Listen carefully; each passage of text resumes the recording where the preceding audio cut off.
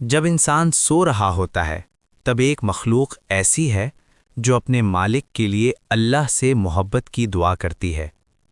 بسم اللہ الرحمن الرحیم۔ السلام علیکم ورحمۃ اللہ وبرکاتہ۔ جناب رسول اللہ صلی اللہ علیہ وسلم نے فرمایا کہ ہر عربی گھوڑے کو ہر صبح 2 دعاؤں کی اجازت دی جاتی ہے۔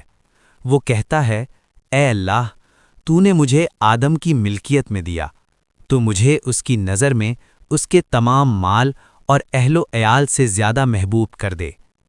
حوالہ المستدرک، حدیث نمبر 2638۔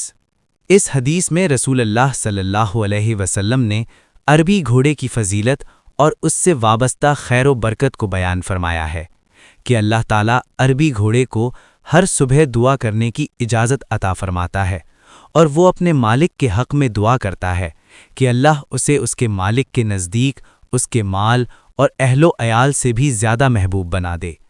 اس سے یہ سبق ملتا ہے کہ اللہ تعالیٰ بعض مخلوقات میں خاص خیر اور برکت رکھ دیتا ہے، اور گھوڑے، خصوصاً عربی گھوڑے، اسلام میں عزت، قوت اور نیکی کے کاموں کا ذریعہ رہے ہیں۔ مثال کے طور پر اگر کوئی شخص گھوڑا رکھے اور اس کی خدمت کرے تو یہ بھی ایک خیر کا ذریعہ بن سکتا ہے، اور اللہ اس میں برکت عطا فرما سکتا ہے۔